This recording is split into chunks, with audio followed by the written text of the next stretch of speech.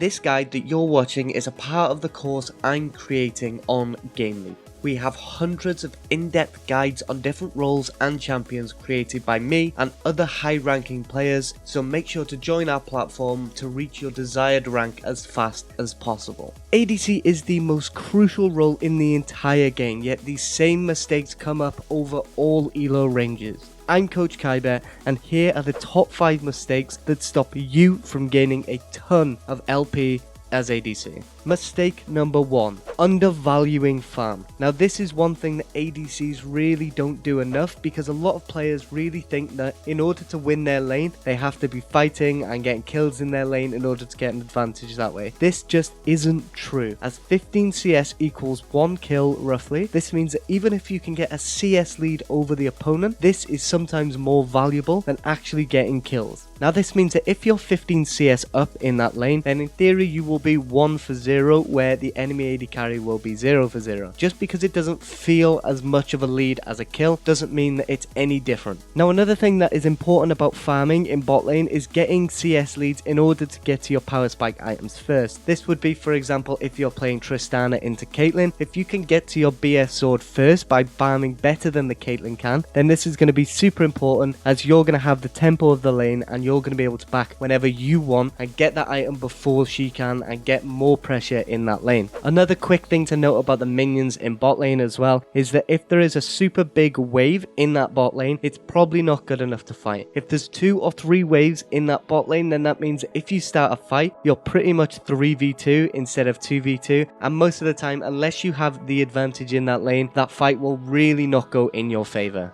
Mistake number 2, using your F keys and your minimap. Now F keys are rarely ever used as an ADC, as most ADCs don't really see the value in them, or they're focusing more on things such as farming rather than looking elsewhere on the map. Now using your F keys can be vital on all roles, even including ADC, as this can be super important for gathering information, especially when you're in solo queue and you don't have somebody playing support in order to feed you that information. Now using these F keys are super important so that you can see the jungler elsewhere on the map, and also so that you can still see what's happening on the map. Purely so, say for example, if you are farming your wave and you really want to push your wave in, if you F key over mid lane and see that their mid lane is actually pushing a really big wave into tower, then maybe it's not a very good idea for you to start pushing a big wave into tower, because then that mid laner has the ability to roam, and you know she has now because you F keyed, so you can actually prepare for that roam rather than her coming and it being a complete surprise if, say for example, your mid laner doesn't signal that their enemy is missing. Now another big mistake that ADCs actually do when they do realize the importance of farm is actually tunnel vision on farming. Now this can be crucial, as if you're tunnel vision on that farm, then you're not going to really pick up any information from the minimap about where the jungler is, about if the mid lane's missing, stuff like that that you really need to know in order to win your lane. You're not going to be able to pick that up if you're too busy keeping your eyes all of the time on minions. If there are no minions that are low HP and you don't want to push your wave in, you should always be looking to use your F keys and minimap before you need to last hit this minion, so that you can look around and get information during each minion kill. Making sure that you always check the minimap before you decide to go aggro is super important, especially so that you can check to see where the jungler is, and if you don't have any information on where that jungler is, it's probably not best to go aggro. But if you see that jungler in the top lane, then this means that you're safe to actually go aggro if you're stronger in that lane and have the tempo. You never really want a 2v3 early, as 9 times out of 10 it's always going to go wrong, as you're not going to have the items in order to pull that off, and the only time you're actually going to be able to outplay a 2v3 situation early into the game is if you're playing a duelist such as Lucian or Draven and have a good support with a lot of CC like Leona, or a support that can heal you a lot like Soraka that you can really use in order to get that outplay, although this is never something that you want to aim for. Mistake number 3, jungle camps and funneling. After your first item on an ADC, what you can actually look to do is start taking the jungle camp that's nearest to your lane. Now this on the blue side would be the Krug camp, and on the red side it would be the Gromp camp. Now this does give you a slight advantage on blue side, as the Krugs will actually give more XP, which if the enemy AD carry is also doing this, then blue side is actually going to be a little bit stronger for doing this. But what this means is you can actually keep your CS topped up, and you can get as much XP as possible and gold in order to get you to that second and third item as fast as you possibly can. To help do this, you need to be using your pings or communicating with your support that you want to actually do this, as they're going to have to be needed to come and help you do that, purely for their HP that they can use to tank the camps a little bit more while you do the damage to them. This is especially good if you have a support that has Targons, as they can actually heal back up quite easily when they come back into lane.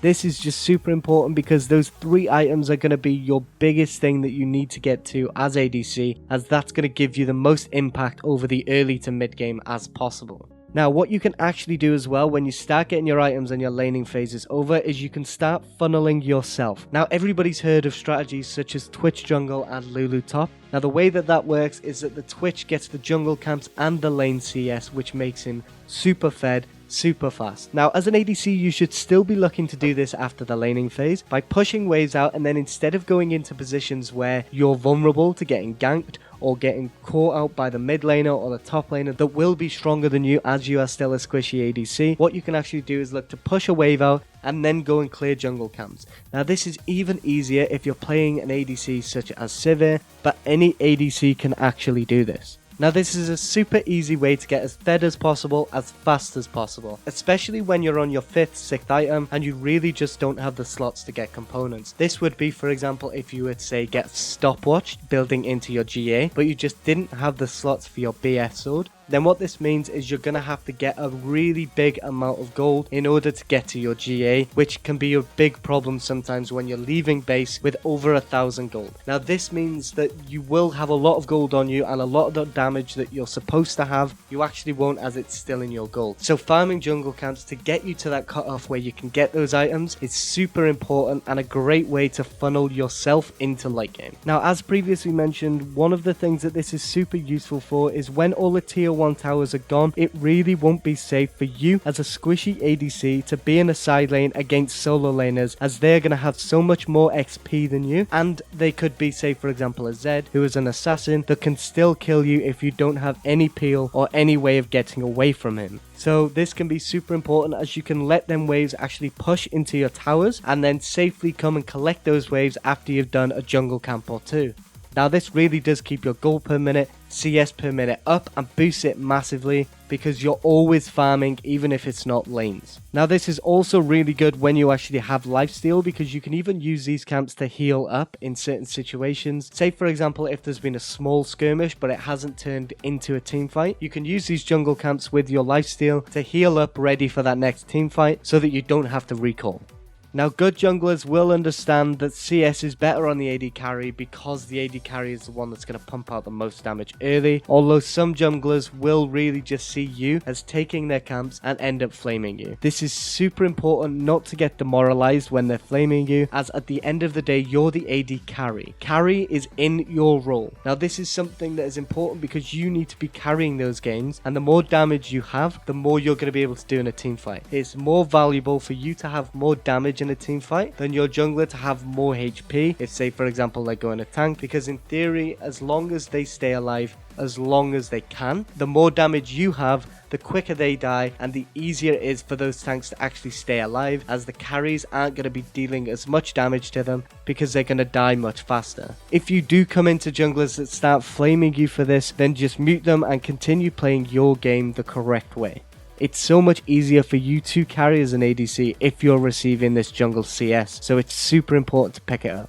Now, this is good in both solo queue and competitive play. If your jungler actually, for example, gets you ahead in bot lane and you actually rotate better, your jungler will actually already have an XP lead and a gold lead on the enemy jungler, which means they can actually lose these camps and it really doesn't affect them, as they're still going to be ahead compared to the enemy. These top 5 mistakes are some of the most common across all ELOs. Now let's take these straight into ranked, and I'll see you in Challenger.